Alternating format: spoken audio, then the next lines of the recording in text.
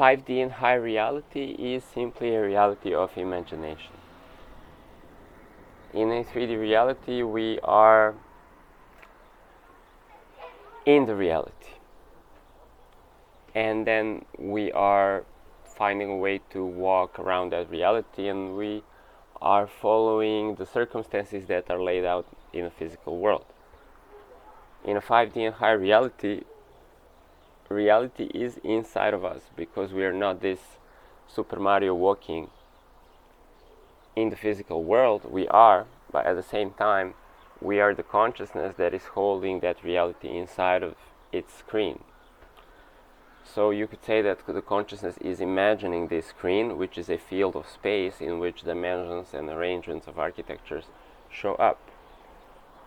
Now, main thing about this shift in perspective is how you create. You cannot be responding to reality anymore.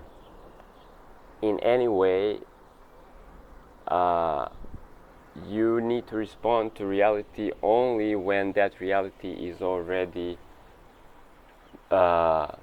showing up, creating that quantum switch into the reality that you have imagined, when you can then play and you can walk and you can talk inside of that reality, when your imagination is already taking place as a reality render. Now, if you are going about to take certain action, once you're already operating from that a reality is imagination, then you cannot take action of uncertainty. Like you're going to go and ask some whether you can get something, or you ask somebody for the permission, or you're going to ask somebody how something is going to play out, or you look at something and you question it because it's not there. So all of this is the intellect trying to orient itself in a three-dimensional world.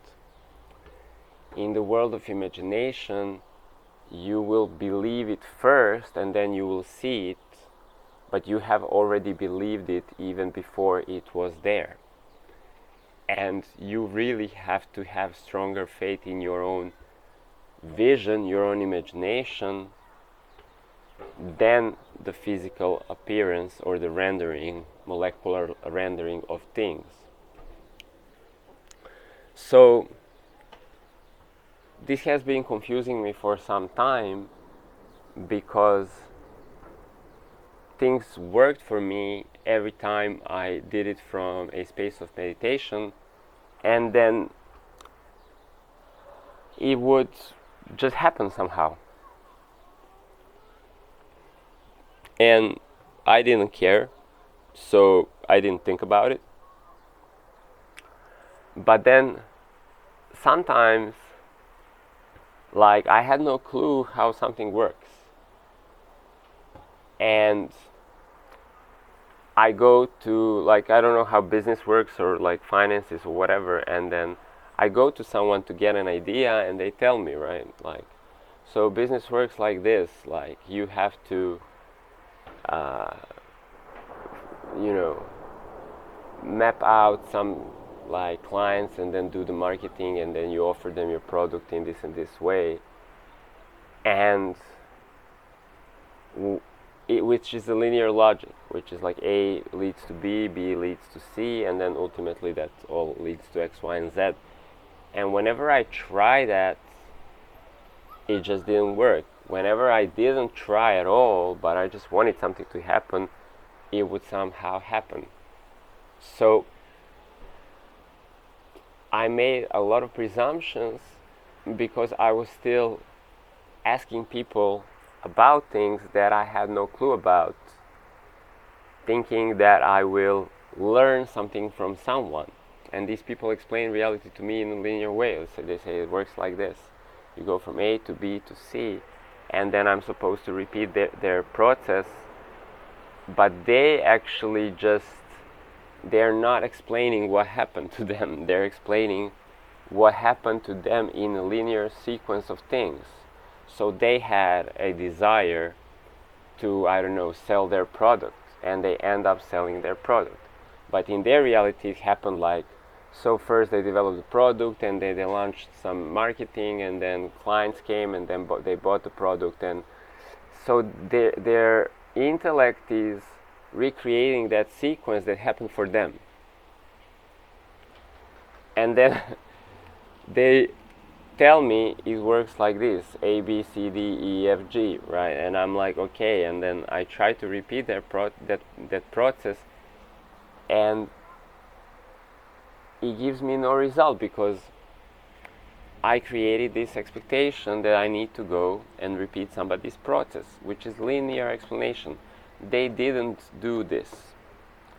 What they did, they imagined that they would like have this product in the world, and then universe gave them the route that they just played out. And this is not the way to do it. The way to do it is from the end. You just imagine what you want, and then you get your own ABCD just come and play out, and they don't even need to play out. You can get directly from A to X in your reality, or you will go A to F to M to X. So it does not really matter how somebody explains intellectually the sequence of events that happen in their experience, because that's logic that is linear. We're using super logic or magic, which is that you only need to know your end result and to feel like that is already achieved, so you believe that you already did that. Now, if something needs to happen in the jigsaw puzzle, that before you actually see the whole picture realized and it is playing out in your experience, you don't need to know how that jigsaw puzzle will come together. You just need to be in the frequency that whatever you imagine is already accomplished. Now,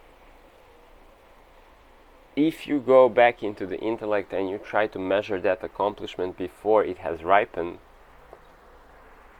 well, then you're going to cause quantum instability to something that was already created.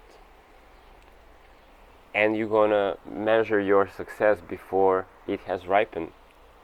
And then you're going to give to the universe all kind of new sets of data that are going to cause quantum instability for that has already been envisioned. So when something is envisioned, it's already created. And for that, it does not need the intellect to actually understand it at all. Actually, the intellect is it's just like a storyteller. It's a very surface-based subset of the absolute intelligence that is just seeing physical things happen in a sequence, and then it's creating a story out of that.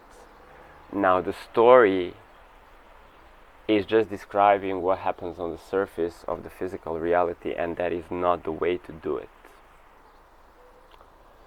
That is not the way to do it.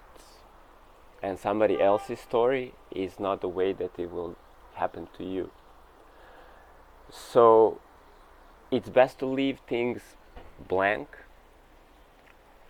and just go for the knowing that when you imagine something, it's already taking place, and you don't interfere with that.